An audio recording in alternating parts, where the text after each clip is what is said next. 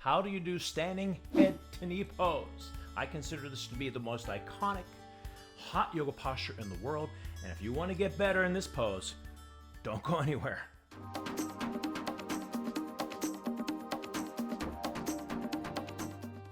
Hi everyone, my name is Jimmy Barkan. Please consider subscribing to the channel, hit that little bell, you get notified when I post a new video, and hit the like button if you're enjoying it. Standing head to knee. We're going to go into the studio right away with this one. But before we do that, I want to talk about beginning, intermediate, and advanced primary thoughts, because all three are different. For the beginner, the primary thought is keeping your standing leg straight. We're not going to lock the knee. We're going to go into the studio, and I'll tell you why. We're going to straighten the leg, but you're going to focus as a beginner, keep the standing leg straight. Intermediate, now your primary thought changes. Now it's shoulders down and arms extended. Shoulders down, arms extended. And that's how you're going to get that leg all the way out to eventually parallel. Now when that upper leg is straight, that's the advanced. Now that your primary thought changes again.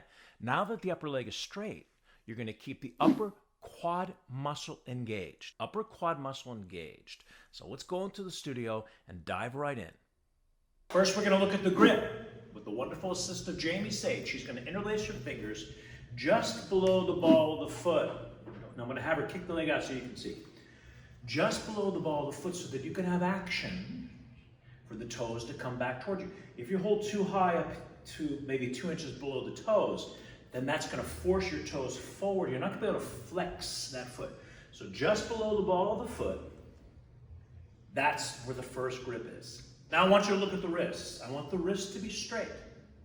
We don't want to do what I call the G.I. Joe Kung Fu grip, because it creates too much tension in your wrists and your forearms. We want the wrists straight. So this is loose. You're holding on with your fingers, not with the palm and not with the forearms.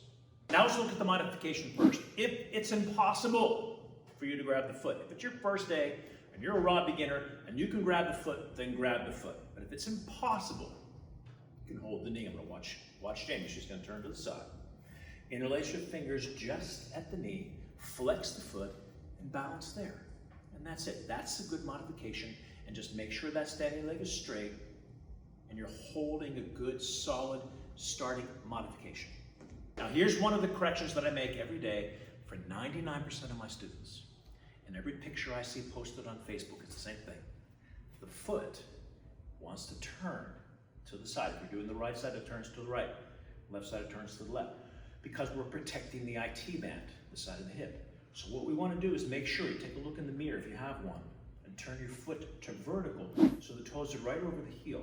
What I like to do sometimes is turn my foot this way, just to stretch out that IT band, and then bring it back to that vertical line. It's like a little drill to get that IT band nice and flexible.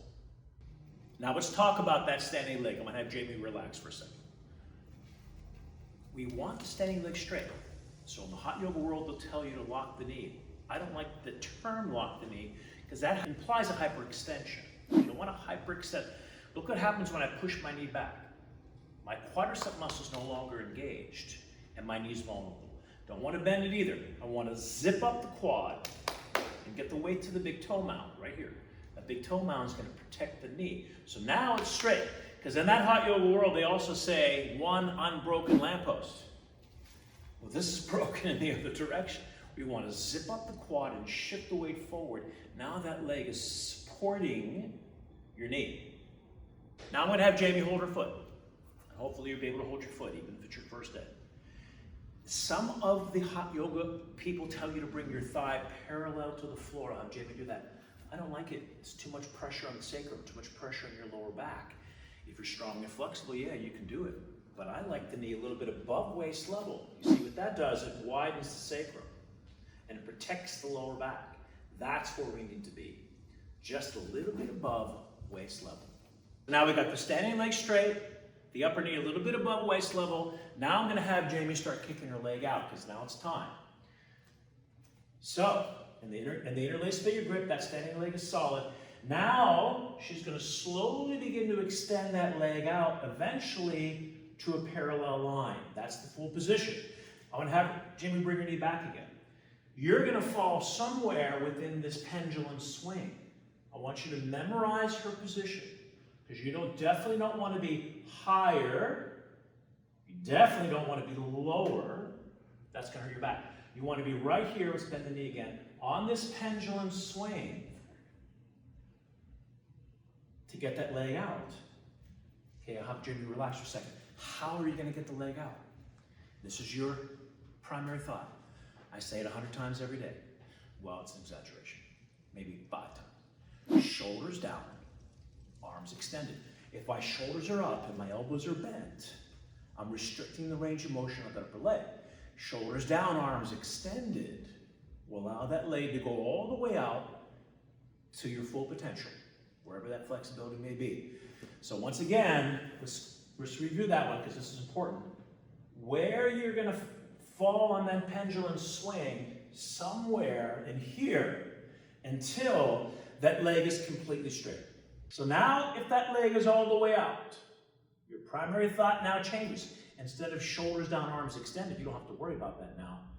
Now your primary thought, this is an advanced level now, we progressed our way up, is to keep the upper quad muscle engaged.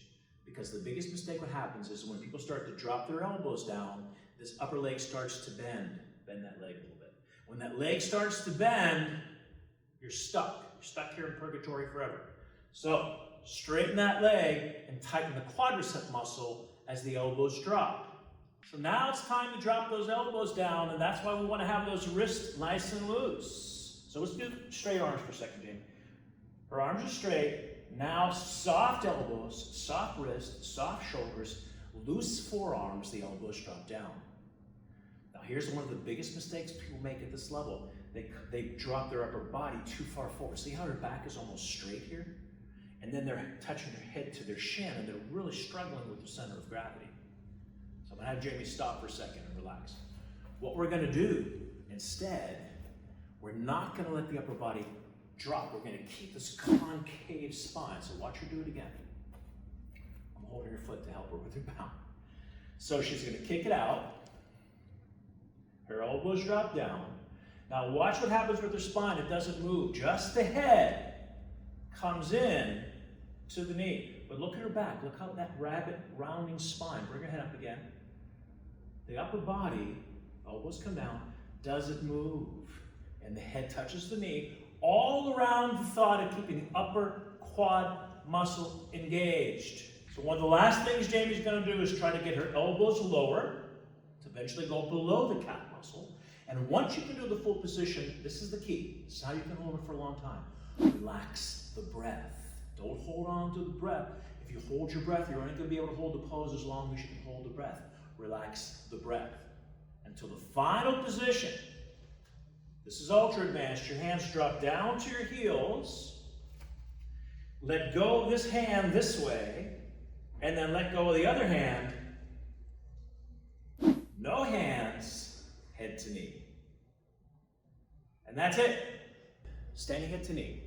Dandayamana, Janu Shirshasana. Janu Shirshasana, standing head to knee.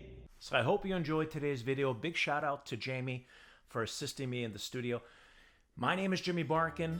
Please consider subscribing, hitting that little bell. You get notified when I post a new video. Hit the like button, and any questions, things you might be struggling with, put them in the comments because I answer all of them. And I will see you at the next video. Bye, everyone.